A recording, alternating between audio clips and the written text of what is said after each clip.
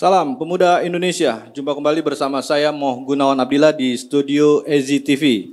Tema kali ini adalah mengangkat mengenai pertemuan atau perundingan London antara LBP, Surya Paloh, dan Peter Gonta. Hadir di studio EZI TV, kita sapa satu persatu, ada Bung Noel Ebenezer, selamat malam Bung.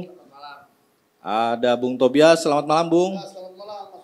Ada Bung Dadung, selamat malam. Assalamualaikum warahmatullahi wabarakatuh. Jadi tanpa berpanjang lebar, kita sudah tahu nih, tiba-tiba nih foto ini muncul. Jadi informasi yang saya dapat itu pertemuannya pada 22 Desember tahun lalu. Cuman baru dimunculkannya saat ini ada apa? Jadi ada yang bilang karena terkait reshuffle, jadi Presiden Jokowi tiba-tiba ngerem gitu, tidak ada reshuffle. Nah, pandangan Bung Dadung gimana nih tentang pertemuan atau perundingan London ini? Silakan Bung Dadung. Terima kasih Mas Gun. Selamat malam. Menurut kami tiga tokoh tersebut ya, Pak Luhut dan Surya Paloh maupun Peter F. Gonta itu kita udah kenal, beliau sudah lama berteman ya. Sudah sangat akrab lah, baik di sebelum reformasi, saat reformasi sampai sekarang akrab. Pertemuan pun kita lihat di tempat yang sederhana, tempat ngopi-ngopi, bukan tempat yang khusus yang disetting gitu. Mungkin karena ini keakraban ketiga tokoh kan itu.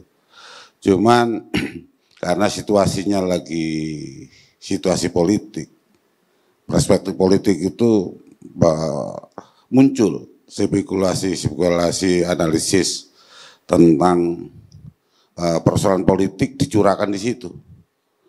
Nah, sehingga apa? Kehadiran Pak Surya Paloh di assessment, kehadiran Pak Luhut di assessment, kehadiran Peter F. Gonta di assessment, kan itu. Kita sendiri tidak tahu seperti apa pertemuan itu dalam rangka apa dan membahas tentang apa, karena ketiga tokoh itu tidak menyampaikan ke publik.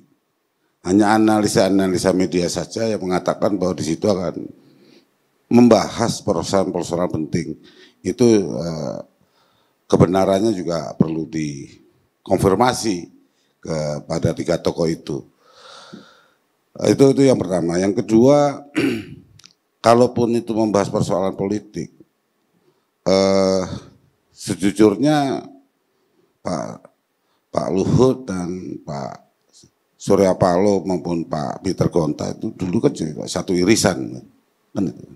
Karena perkembangan politik sehingga Pak Luhut di Golkar, Pak Surya Paloh mendirikan Nasdem, kemudian Pak Peter F. Gonta di Nasdem. Sehingga penilaian publik jadi tersplit menjadi dua sisi kan itu. Ditempatkan pada persoalan-persoalan demokrasi, pilpres dan sebagainya. Sehingga spekulasi itu menunjukkan asumsi.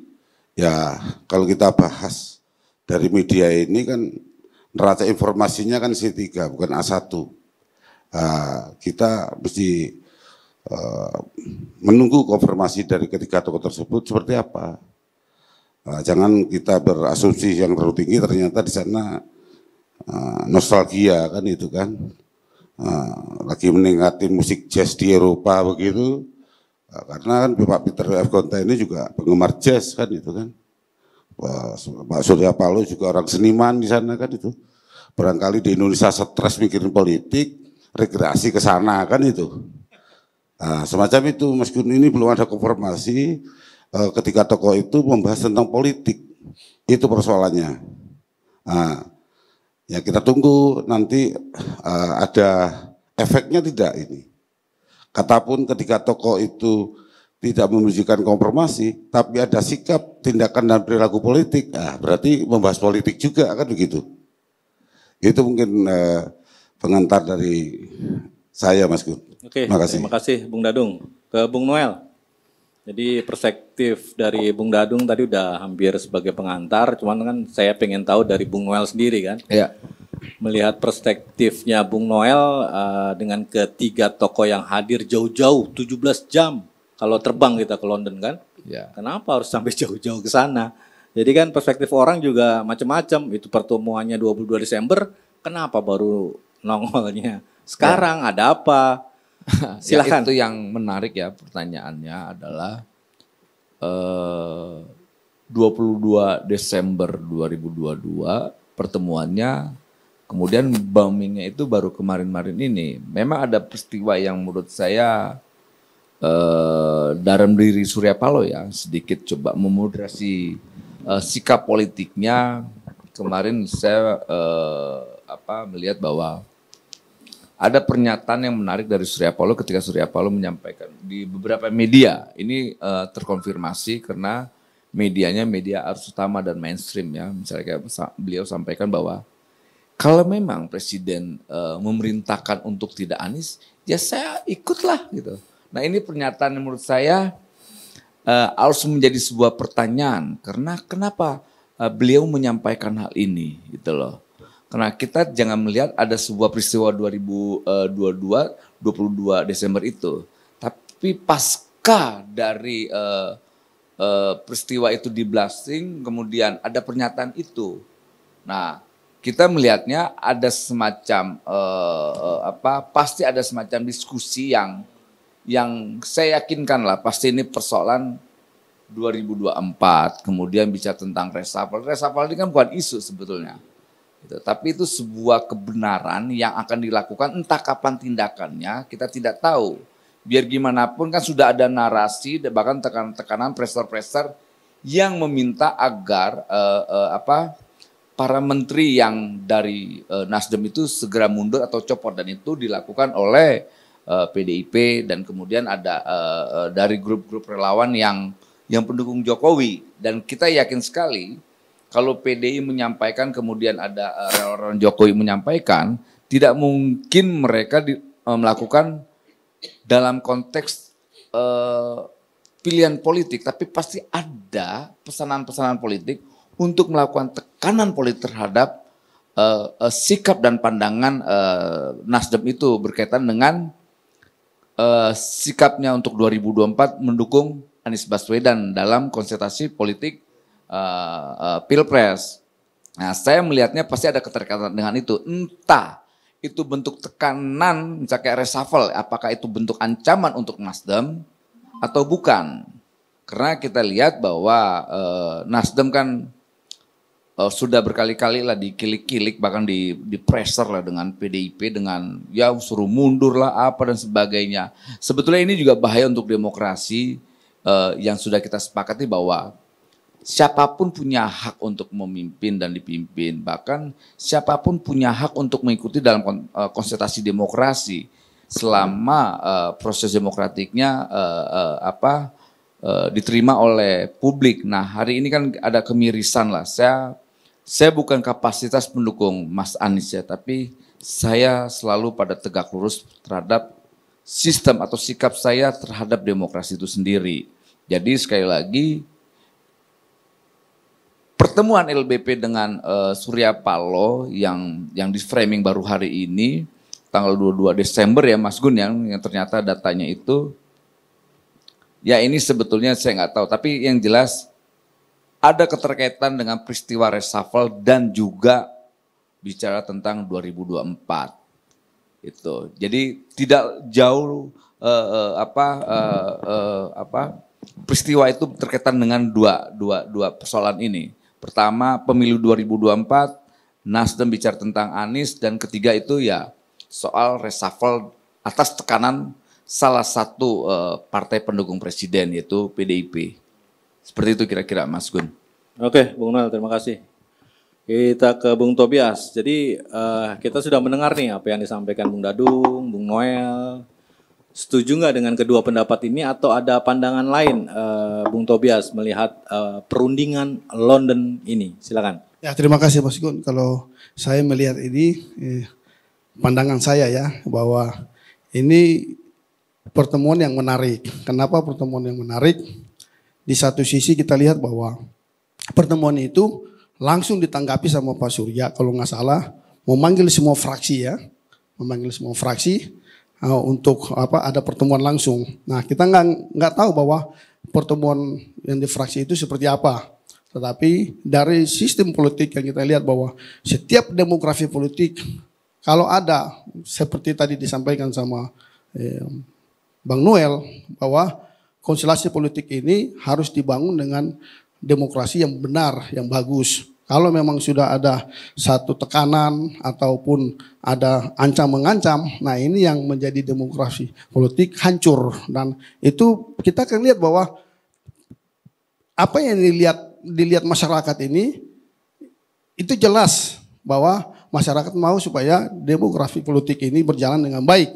Nah, kuncinya bahwa pertemuan nanti ini itu untuk apa? Mungkin kalau pandangan saya juga untuk stabilitas negara atau stabilitas pemerintah ini berjalan dengan baik. Karena kalau ada salah satu partai maupun pengikut ataupun juga yang kita lihat bahwa di dalam kabinet itu berseberangan, nah itu pasti akan menjadi stabilitas pemerintah, pasti akan berlawanan dan itu mengganggu sekali. Dan dari kacamata saya lihat bahwa pertemuan di London itu bahwa ya pasti ada tekanan yang itu pendapat saya pribadi bahwa something wrong, bahwa kesalahan yang mereka buat itu ya kalau memang itu berdampak bagi partai ya harus konsekuennya. Seperti tadi Bang Noel bilang bahwa memang harus mundur ya mundur, dan saya di sini melihat bahwa Nasdem itu harus mengambil langkah. Jadi jangan sampai nanti langkah itu terlambat diambil, akhirnya nanti pandangan masyarakat, pandangan rakyat bahwa pelin-pelan. Kalau memang mereka mau keluar ya keluar. Jadi nggak tunggu nanti diancam dengan reshuffle maupun diganggu dengan ini, diganggu dengan itu. Nah itu yang bikin stabilitas antara pemerintahan terganggu dan lembaga juga terganggu. Tapi kalau memang gentle ya silakan mundur diri aja, itu lebih efisien. Mungkin seperti itu dulu pandangan saya. Oke, terima kasih Bung Tobias. Ke Bung Dadung. Jadi perundingan London ini dimunculkan oleh Peter Gonta. Jadi ada hubungannya nih antara tweetnya dia dengan pernyataan beberapa juru bicara Nasdem. Jadi di tweetnya si Pak Peter Gonta ini, pokoknya Pak Surya Paloh tidak memihak ekstremis kanan, ekstremis kiri. Nah seperti itu. Nah, jubir Nasdem tetap tegak lurus dengan istana bahwa tidak akan Anies terpilih, tidak akan mendukung FPI maupun HTI. Nah ini kan ada korelasinya nih antara cuitan Peter Gonta dan juru bicara Nasdem. Sepakat seperti itu, Bu? Ya mungkin itu betul, tapi kurang kuat. Peter F. Gonta ini bukan aktivis aliran kanan atau kiri, pengusaha ini. Setahu kita pengusaha, kan itu. Jadi terlalu jauh kalau dibawa ke aliran Peter F. Gonta ini. Dia ini pengusaha, penggemar musik jazz gitu loh. Jadi kalau dibawa ke politik aliran kayaknya nggak masuk. Ya kan, Peter F. Gonta ini temannya Pak Gita Wirjawan, J. Alatas, bikin grup jazz. Kan itu. Kok tiba-tiba muncul di perpolitikan, kan itu kan. Nah saya kira bukan di situ ya kalau saya melihat. Tapi kalau memang itu dijadikan suatu asumsi, prinsipnya pertemuan itu kan ada 3 hal sebetulnya. Hasilnya pertama kerjasama, persaingan, atau berhadapan, konflik. Ini yang belum tuntas. Dari sisi Nasdem ini, mau kerjasama dengan pemerintah kah? mau memang bersaing dengan koalisi yang pendekatan pemerintah atau memang harus konflik, kan itu. Dan ini harus dituntaskan, gitu. Jadi publik banyak mensoroti tentang Nasdem dan Pak Anies, ya kan. Semua orang yang ingin jadi capres sudah di-endorsement nama Pak Jokowi ya. Pak Ganjar disebut rambut putih berkerut kan itu kan. Pak Prabowo barangkali kan itu. Kemarin Pak Yusril walaupun partainya tidak sebesar PDIP pun diapresiasi, di-endorse. Kan itu. Ini kok Nasdem sama Anies kok belum di-endorse.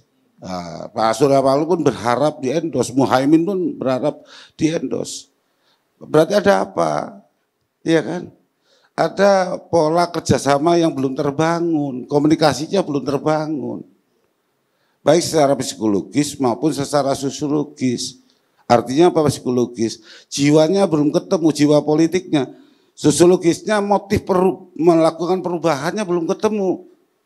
Kan setiap orang pemimpin ketemu pemimpin pasti ada perubahan, ada interaksi di situ. Lah ini belum ketemu. Kan itu, kita lihat waktu kawinannya siapa, Kaisang, Pak Anies datang, tapi saya nggak melihat Pak Surya Paloh di situ. Jadi bukan persoalan Pak Aniesnya kayaknya menurut saya, ini persoalan partainya.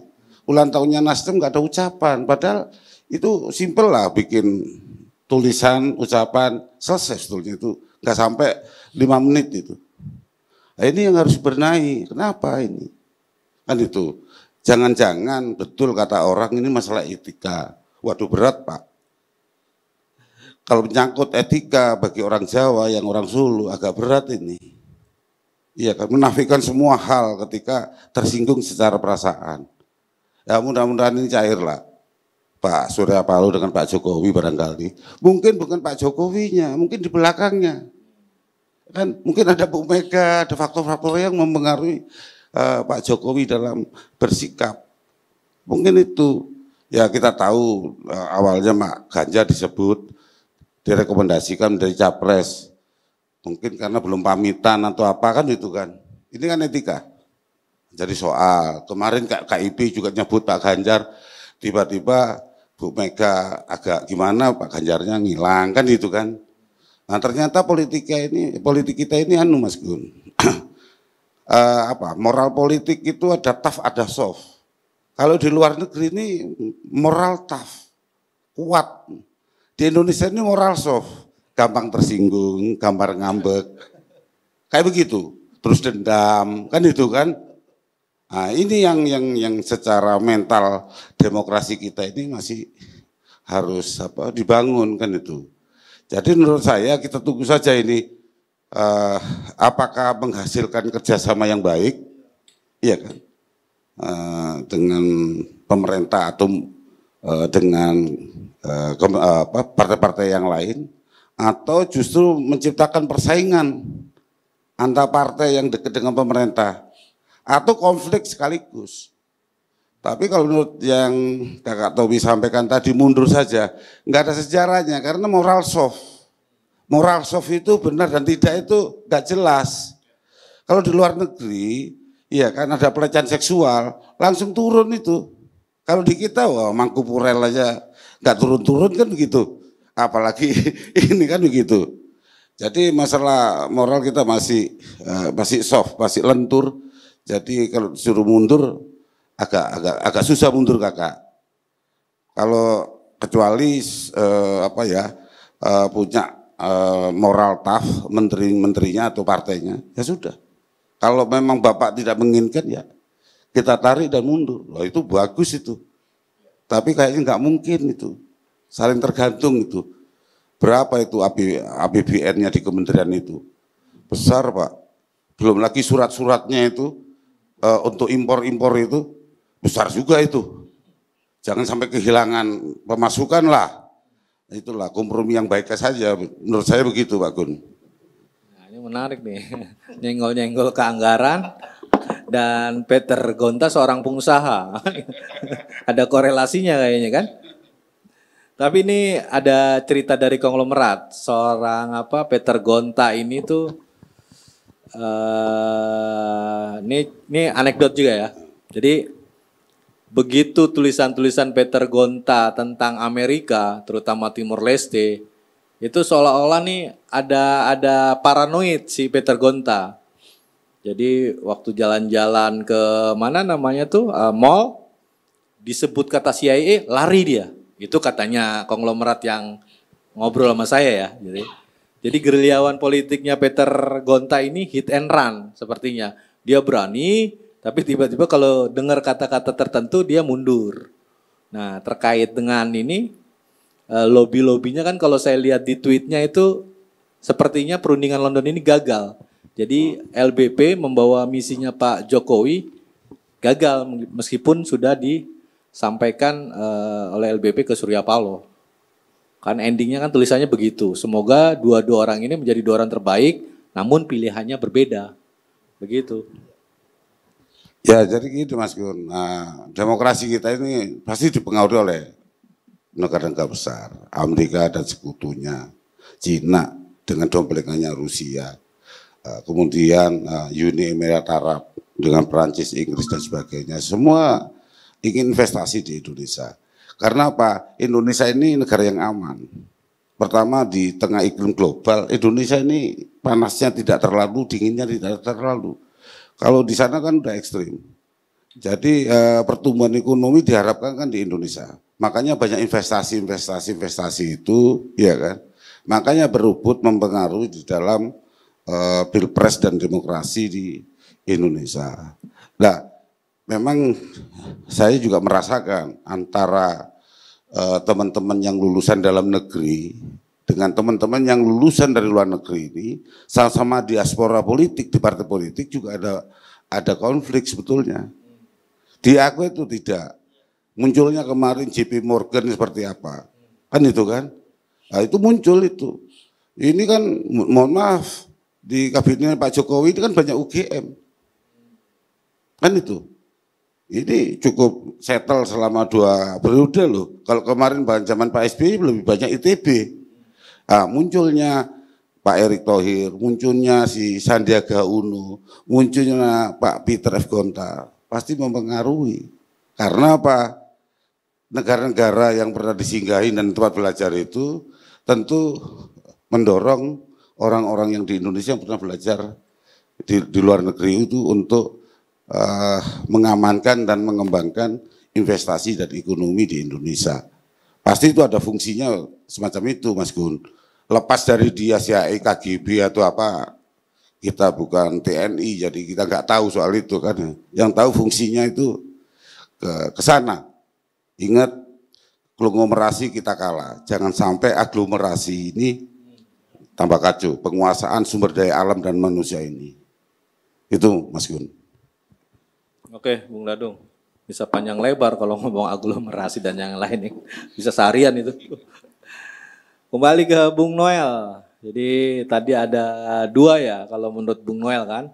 2024 tadi kan antara pemilihan presiden atau reshuffle. Tapi ada nggak sih hal-hal yang lain? Ini kan masalahnya London gitu loh. Perundingan London. Itu udah pasti konotasinya bisnis, untung rugi, kan gitu. Ya. Jadi kalau ada pandangan lain selain tadi yang Bung Noel duga antara reshuffle dan 2024, ada nggak sih nih? Ada pesanan Pak Presiden mungkin selain 2 hal tadi, Bung Noel? Ya, secara gini, kalau saya lebih menarik membahasnya soal substansinya ya, soal kita kan tidak mau kayak infotainment lah ya, bergosip-gosip ria. Tapi yang kita mau bahwa yang paling penting substansinya 2024 kemudian reshuffle itu bukan menjadi kebutuhan rakyat, itu kebutuhan elit. Kebutuhan rakyat ini yang lebih penting bagaimana penguatan kesejahteraan rakyat yang hari ini ada gaungan bahwa 2023 ini adalah menjadi ekonomi yang gelap, itu kan sampai detik ini tidak terbukti. Dan itu dinarasikan dengan mencoba menunda pemilu. Nah, itu harus kita perhatikan. Gitu loh. Gagal dari 3 periode, perpanjangan kekuasaan presiden, kemudian jadi wakil presiden, isunya naik sedikit menjadi apa? Penundaan pemilu. Nah, yang harus kita lihat ini kan pada gerilya semua nih orang-orang yang sekeliling Jokowi. Jokowi ini kan sebetulnya dalam tekanan psikologis antara kawan yang membesarkan biar gimana pun Nasdem dengan Surya Paloh-nya punya kontribusi besar terhadap besarnya Pak Jokowi. Itu nggak boleh kita nihilkan.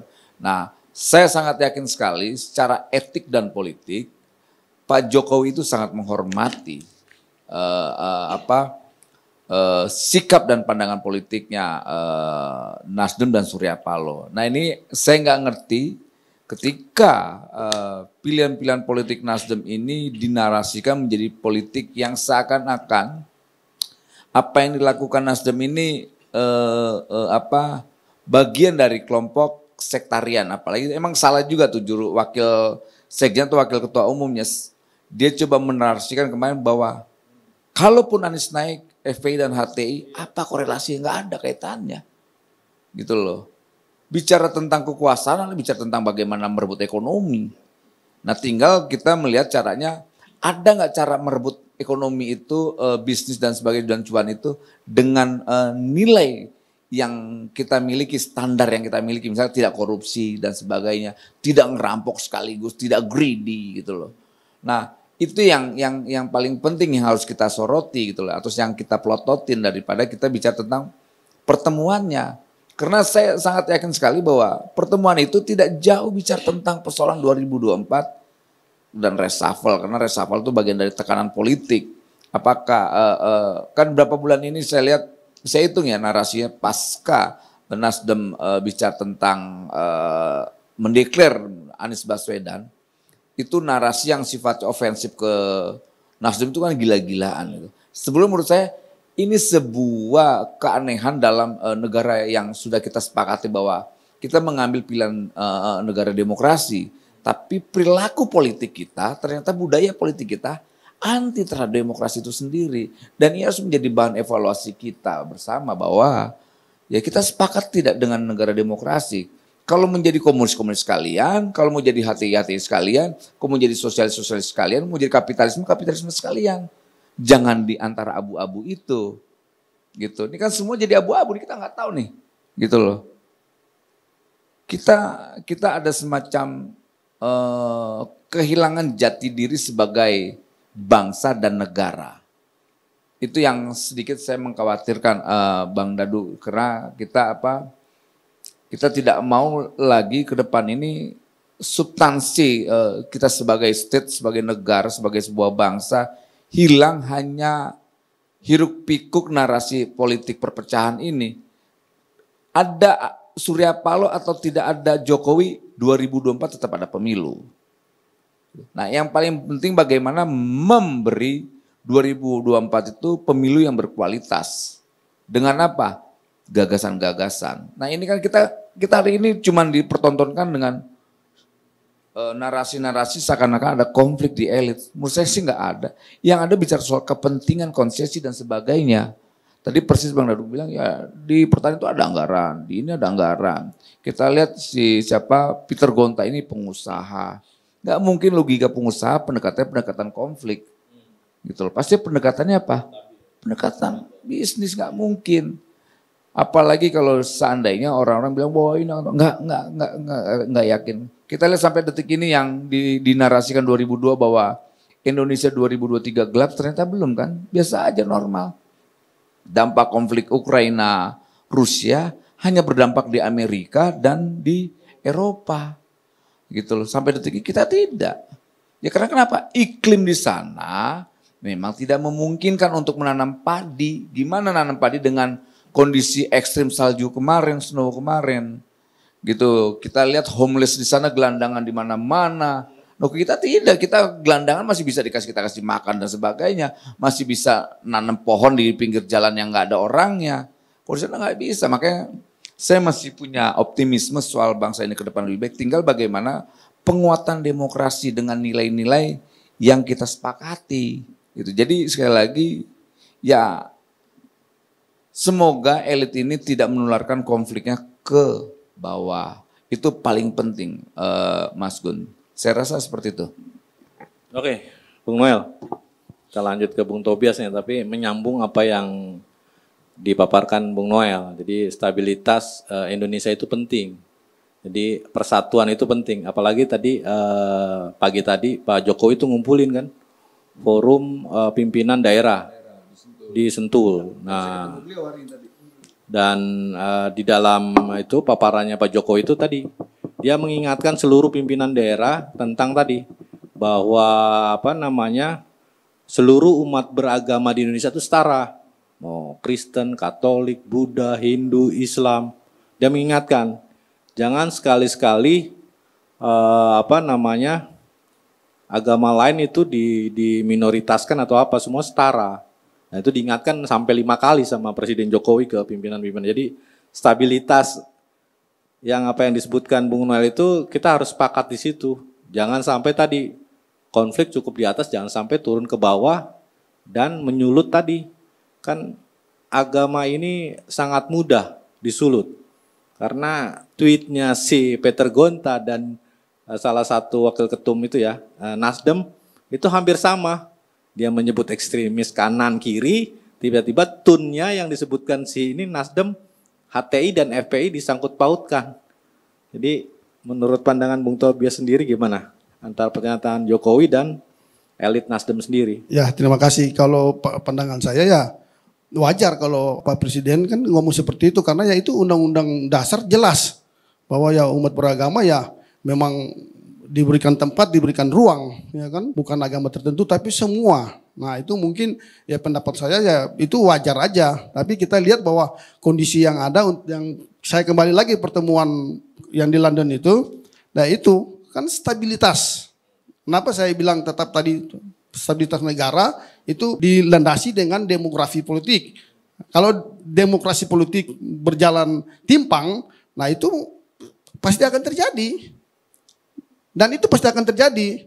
Untuk itulah yang tadi disampaikan sama saya tadi bahwa stabilitas antara partai ini atau koalisi Indonesia Maju ini ya harus solid. Kalau memang nggak mau solid ya seperti tadi saya bilang ya harus gentle. Bahwa memang nggak ada lagi itu.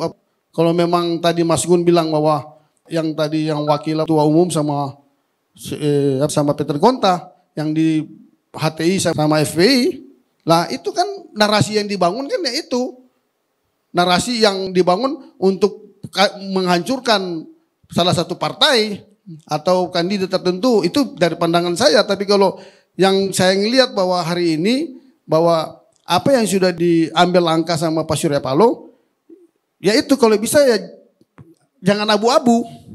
Kalau memang mau keluar ya keluar, supaya itu lebih berharga. Jadi tadi Mas Dadung juga bilang ya, mungkin kalau keluar itu kayaknya susah. Tapi kalau saya ada di pihak Pak Surya Paloh ya saya keluar, langsung saya bilang. Saya ngambil langkah karena ya percuma saja bahwa yang tadi sudah disampaikan hasil akhir ya kalau memang di situ berjalan sendiri ya saya berjalan sendiri ya itu kan tandanya kan sudah nggak bersatu tadi kan. Nah kalau memang udah nggak bersatu ya sudah. Nah lebih baik ya seperti itu. Nah dari kita dari eksponen pemuda Indonesia ya berharap supaya ya kalau memang ini bisa berjalan. Sama tadi sudah pertemuan dengan ketiga orang petinggi-petinggi negara, ya itu langkahnya yang terbaik ya itu.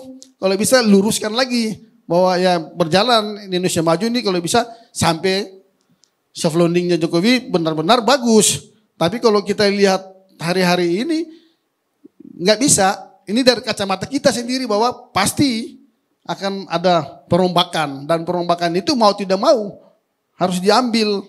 Kalau nggak diambil ya pasti saya bilang kan akan demografi politik pasti akan hancur. 2023 masuk 2024 pasti akan kacau.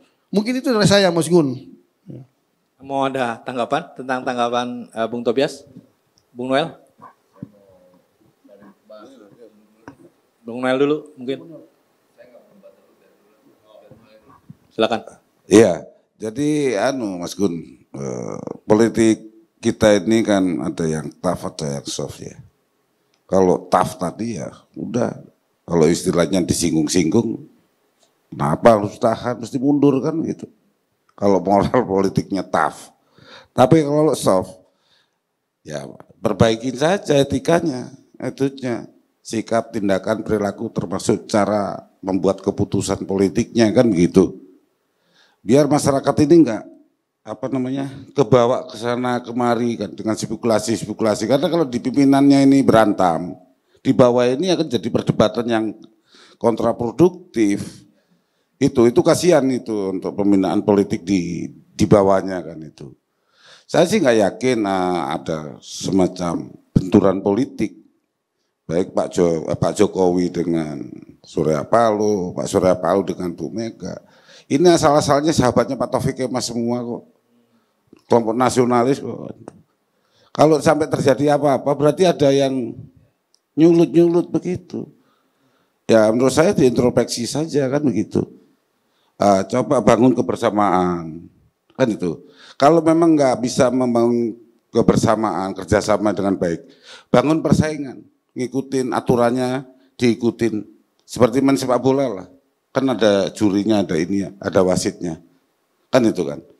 Ya kalau jangan sampai yang ketiga kan itu kan, terjadi benturan politik. Ini, tapi menurut saya tidak lah, Pak Jokowi sangat piawe ya, seperti diskusi kita kemarin. Keberhasilan Pak Jokowi itu kan mampu meletakkan demokrasi ini yang humanis, ekologis dan berkelanjutan. Dan ini sudah banyak diterima semua orang ini kan itu kan. Jadi jangan dibawa-bawa ke situasi yang destruktif gitulah. Ini sudah bagus ini. Iya kan, baik di dalam negeri maupun di luar negeri. Tinggal persoalan ekonominya ini yang harus ditingkatkan. Ekonomi digitalnya, kreatifnya dan sebagainya. Itu yang harus disemangati lagi supaya demokrasi yang baik ini mampu menopang ekonomi yang lebih baik lagi. Mungkin gitu Kak Topi. Jadi jangan dipanas-panasin ini supaya berantem kan itu kan. Ya. Kompromi saja lah. Kalau memang jalannya nanti harus bersaing dengan baik lah. Gitu Mas Gun. Ini kan makin menarik ini. Jangan dipanas-panasi tapi media mainstreamnya tuh saling saut menyaut. Begitu. Jadi kita juga masyarakat juga patokannya kan media mainstream. Baru ngomong beberapa menit kemudian dibantah lagi. Jadi Demokrat, Nasdem itu saling pukul menggunakan media mainstream Bung Noel. Nah itu kan mungkin dari eksponen bilang kita mau stabil, kita mau berjalan dengan rel yang sebenarnya. Tapi elit-elitnya ini semua saut menyaut dan ya kita melihatnya wah ini berantem mereka. Begitu Bung Noel. Gimana Bung Noel silakan. Kalau mau melihat lebih ini lagi rinci, ya kita bisa ambil kesimpulan dari sebuah banyak peristiwa hari-hari ini ya. Ini kan ada sesuatu yang belum terselesaikan, gitu loh. Entah kesepakatan di mana kita tidak tahu, cuma mereka yang tahu kan. Kita tidak mau berspekulasi terhadap peristiwa-peristiwa yang tidak kita ketahui. Tapi dari apa yang kita analisa, tidak terlalu sulit kita menyimpulkannya. Karena pasti ujung-ujungnya bagaimana pembagian kekuasaan ini, siapa yang akan memimpin. Karena kita lihat di blok A ini ada yang terlalu tinggi resistensinya terhadap dominasinya LBP, terlalu dominan. Ini harus kita ketahui, publik harus ketahui. Dominan gerakan politiknya LBP ini kan begitu luar biasa, akhirnya menimbulkan sebuah resistensi. Banyak orang yang terganggu dengan apa yang dilakukan oleh LBP. Kemudian juga kita lihat politik etik. Kalau etis secara demokratis, apa yang dilakukan Nasdem tidak ada yang melanggar secara etik dan politik. Gitu loh. Makanya ketika orang menyampaikan mengundurkan diri, apa yang harus mengundurkan diri, apa yang dilanggar. Gitu. Saya tidak pernah menemukan sebuah pelanggaran yang dilakukan oleh Nasdem. Gitu loh. Secara etik demokrasinya tidak ada, secara etik politik enggak. Toh dia tetap support yang namanya kebijakan pemerintahan. Bahkan Nasdem ada beberapa kadernya masih di kabinet, mendukung programnya pemerintah. Kecuali kita kayak seperti di luar negeri atau di Amerika ketika sudah beda pandangan mereka keluar. Kan tidak beda pandangan dengan presiden. Makanya tidak ada yang nggak relevan lah kalau seandainya permintaan atau desakan-desakan mundur menteri-menteri Nasdem itu menurut saya ada sebuah keanehan atau memang tidak siap dengan sebuah perbedaan atau ingin mendominasi demokrasi. Ketika demokrasi didominan oleh sebuah golongan atau partai, yang terjadi bukan yang namanya demokrasi, tapi fasisme yang timbul. Dan ini yang kita tidak mau, gitu loh. Demokrasi itu lebih bicara tentang keseimbangan, bukan dominan. Kalau dominan itu bukan demokrasi lagi, gitu loh. Atau dalam bahasa kirinya itu diktator proletariat. Bahaya sekali ketika itu terjadi, gitu loh. Terlalu dominan sebuah entitas juga itu bahaya juga. Yang akhirnya timbul tiran atau negara totalitarian semua. Jadi kita coba untuk jangan sampai lah, kita harus mengantisipasi dan kita juga tetap harus kritis dengan peristiwa-peristiwa beberapa hari ini. Jangan sampai kecenderungan merusak demokrasinya lebih tinggi daripada kepentingannya. Karena kita lihat yang dikorbankan dari beberapa peristiwa ini demokrasi dan bangsa ini. Masih kita lihat narasi soal kelompok sektarian, masih bicara tentang penundaan pemilu, lantas kemudian masih bicara tentang gagasan 3 periode. Nah, sebetulnya gagasan-gagasan liar ini kalau negara punya sikap harus dipidana ini orang-orang ini yang menyampaikan tiga periode, kemudian penundaan pemilu. Karena dulu saya masih ingat ketika ada kawan bicara tentang golput, langsung dirancang tuh undang-undang. Mempidana orang yang menyampaikan golput. Padahal golput itu juga sikap politik, ya kan? Nah sekarang ada pejabat negara bicara tentang 3 periode, kemudian perpanjangan, kemudian terakhir ini adalah penundaan pemilu tanpa ada sebuah tindakan politik dan tindakan hukum. Dan ini yang harus kita kritik, gitu loh. Karena kalau demokrasi kita dibajak, yang hancur kita ini. Kenapa? Kekuasaan ini tidak mau dikontrol lagi. Maka kita jangan mau digeser dengan isu-isu yang tidak substansial ini.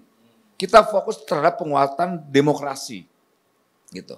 Penguatan demokrasi. Makanya dari awal saya tidak akan mau bergeser dari apa yang saya perjuangkan. Saya nggak peduli tuh mau ada pertemuan London kayak mau pertemuan di Amerika, mau pertemuan di Arab, nggak ada urusan. Gitu. Fokus kita di Republik ini adalah bagaimana penguatan demokrasi kita. Elit-elit ini, partai-partai ini harus dikontrol. Institusi negara ini harus kita kontrol dengan sikap demokratik kita yang jangan dibajak. Jadi kalau terus saja kita sibuk dengan narasi elit, yang akhirnya kita nggak berdaya, akhirnya terjadi polarisasi lagi, gitu loh. Polarisasi. Kenapa? Elit ini hanya mampu menularkan konflik karena kita belum mampu memberi sebuah gagasan tentang masa depan bangsa ini. Hari ini kan setiap 5 tahunan kita hanya melahirkan para penipu. Penipu yang ada di legislatif, penipu yang ada di eksekutif, nggak lebih dari itu. Makanya setiap pemerintahan itu selalu ada menteri yang ditangkap. Ya itulah kualitas demokrasi kita. Gitu loh. Nah itu harus kita biarkan begitu terus. Nah kita kan pinginnya setiap 5 tahunan itu kita mendapatkan sebuah kebijakan yang menguatkan rakyatnya. Demokrasi itu kan substansi bagaimana mensejahterakan rakyatnya dengan penguatan instrumen-instrumen yang ada gitu loh. Bukan terlalu dominasinya kekuatan polisi, kejaksaan sebagainya, bukan. Tapi bagaimana penguatan demokrasi, jaksa bisa kita kontrol, lantas kepolisian bisa kita kontrol, kehakiman bisa kita kontrol. Hari ini kan kasihan nih. Kita lihat ada banyak peristiwa lembaga-lembaga hukum kita begitu rendahnya dengan ada beberapa peristiwa kayak Sambo dan sebagainya. Kejaksaannya bagus, di kepolisiannya lemah. Kepolisian kuat dan kejaksaan bagus, di kehakimannya lemah. Nah ini maksud saya kita fokus pada penguatan demokrasinya. Daripada kita sibuk mendiskusikan perilaku elit, pertemuan elit. Kapan kita mendiskusikan pertemuan rakyat dengan rakyat? Itu saya rasa lebih penting, Mas Gun. Tapi kan isinya elit ini tuh menyangkut keterwakilan mereka. Akhirnya sebagai seorang tokoh, ikon. Nah, banyak masyarakat yang mengikutinya. Persoalannya kan di situ. Ikon-ikon yang dibentuk mau dari tokoh politik, artis dan yang lain akhirnya menjadi tadi followers ya. Nah, kalau itu logikanya, logika follower ketika kita tidak punya kesadaran hak konstitusi kita yang akhirnya menjadi follower. Nah, tugas kita adalah bagaimana menyampaikan ke publik bahwa you punya hak yang begitu mahal tanpa harus menjadi follower. Gitu loh. Itu yang paling penting, kesadaran politik ini kita bangun.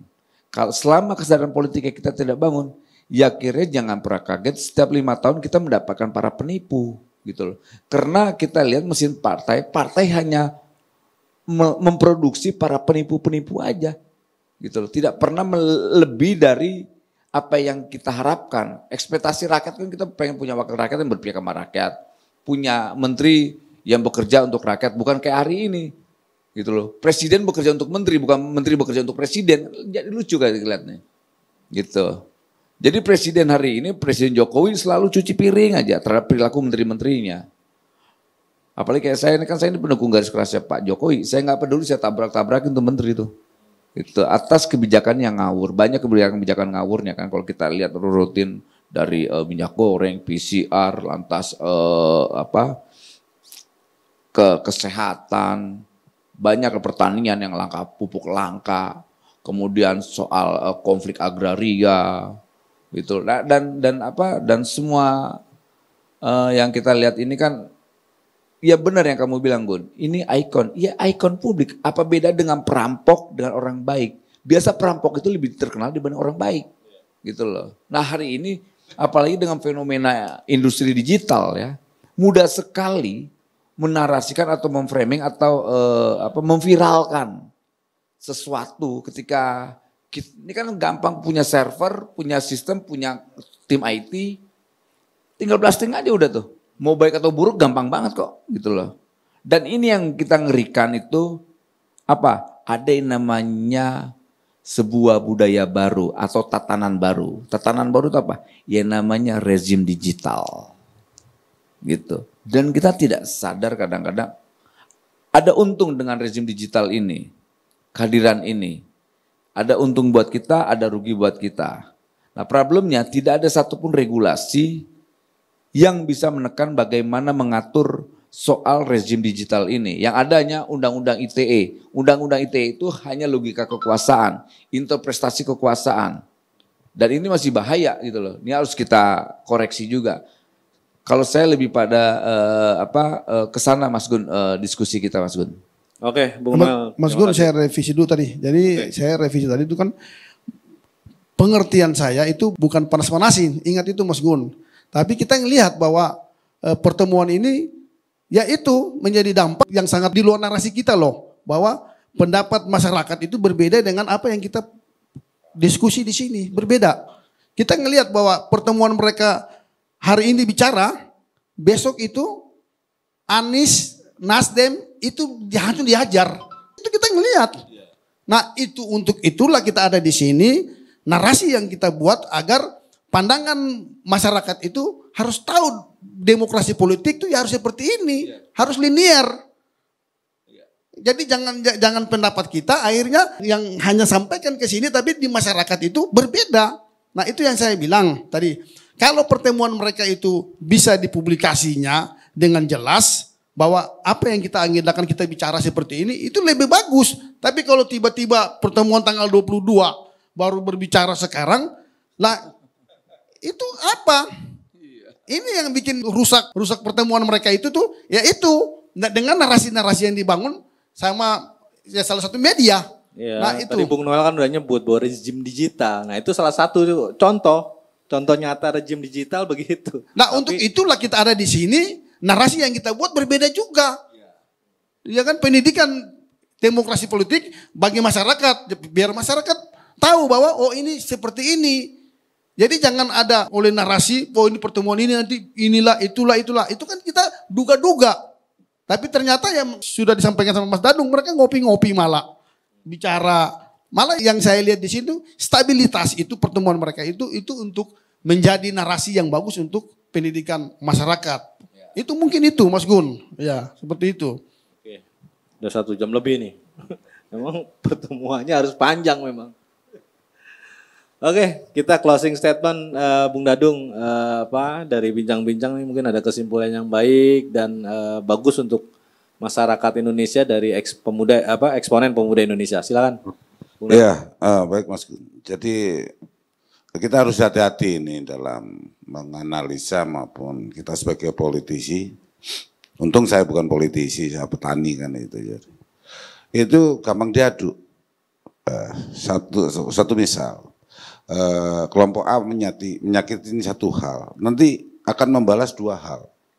Yang 2 hal ini dibalas 3 hal. Inilah nanti memunculkan biaya politik. Kantong-kantong ini ada ini di Indonesia ini banyak ini yang sengaja menggelembungkan situasi dan kondisi. Nanti ada konsekuensi biaya politik. Ini yang membuat situasi yang panas jadi dingin jadi panas kan begitu. Jadi menurut saya tetap kita berpegangan bahwa demokrasi kita ini harus humanis, manusiawi kan itu, ekologis. Semua komponen di dalam demokrasi ini tersentuh dan terlibat dan berpartisipasi secara aktif. Dan yang ketiga berkelanjutan. Artinya apa yang diletakkan sebelum-sebelumnya ini akan menjadi keberlanjutan secara baik, progresif. Dan kemudian sikap politik, ini penting Mas Gun. Sikap kritis itu hanya tahu kekurangan saja. Iya kan? Tidak memberikan solusi orang kritis itu. Sikap proaktif, sikap kreatif, tahu kekurangan, kelemahannya, tapi solusinya hanya sesaat. Tapi sikap proaktif itu lebih baik. Jadi dia tahu kekurangan, kelemahannya, solusi sesaatnya ada, dan dia tahu forecast ke depan seperti apa. Nah inilah dibutuhkan politisi-politisi yang tough untuk menghadapi dinamika politik 2024 yang semakin kompleks. Kita udah bahas bahwa ke depan ini dinamikanya sangat kompleks. Bisa saja tahu-tahu Timor Leste perang sama Australia gitu. Kita harus siap itu. Bisa juga tiba-tiba Filipina perang sama Malaysia. Kan itu kan. Tapi di Indonesia insya Allah aman-aman saja lah. Jadi jangan dengan gejala-gejala faktor-faktor yang mempengaruhi itu jangan meramu-ramu sendiri sehingga menciptakan pemutarbalikan fakta. Seperti yang Bang Noel sampaikan tadi, yang pemilu mau diundur, pemilu yang mau ditunda, mau 3 periode. Ini kan pemutar balik fakta demokrasi. Demokrasi nyatanya aman-aman saja kan begitu. Jangan dipolitisir itu. Apalagi muncul dari tokoh lembaga tinggi negara kan itu kan. Wah ini bahaya gitu loh. Kita yang mohon maaf, kita yang sekolahnya pas-pasan, kuliah pas-pasan aja bisa neropong kok itu nggak benar. Kan itu kan. Nah, artinya apa? Ya udah kembali pada dasarnya lah. Mari kita dorong demokrasi politik ini humanis, ekologis dan berkelanjutan supaya Pak Jokowi soft landing. Jika dapat melahirkan generasi-generasi politik yang tidak cacat. Nah, mungkin itu Mas Gun. Terima kasih. Oke, Bung Dadung. Bung Noel silakan closing statement-nya. Oke, ke depan ini yang paling penting bagaimana penguatan demokrasi kita agar pendidikan politik ke masyarakat itu benar-benar diterima dengan secara substantif ya. Karena selama ini kan kita hanya mampu menyampaikan slogan-slogan politik. Contoh sederhananya misalnya kayak di lembaga hukum hampir semua kementerian itu pasti bicara tentang tolak korupsi. Prakteknya hampir semua di kelembagaan itu banyak korupsinya. Nah kita tidak mau ke depan itu politik slogan ini menggeliat di tengah publik atau di kepala kita lah. Kita mau ke depan nanti bahwa demokrasi itu sebagai praktek politik. Makanya saya menginginkan bahwa jangan biarkan kekuasaan itu terlalu absolut, gitu. Jangan sampai. Saya bangga sekali dengan Jokowi. Jokowi sampai detik ini pemimpin yang punya konsistensi terhadap sikap demokratik dan konstitusinya. Apalagi beliau paling sosok yang tidak suka dikultuskan. Nah itu saya bangga sekali dengan beliau sampai detik ini. Nah makanya semoga aja ke depan nanti godaan-godaan iblis di lingkarannya itu berkaitan dengan 3 periode dan penundaan pemilu tidak ada lagi. Dan negara harus punya tindakan terhadap para monster di sekelilingnya. Saya rasa itu Mas Gun. Oke Bung Noel. Iblis dan monster ngeri.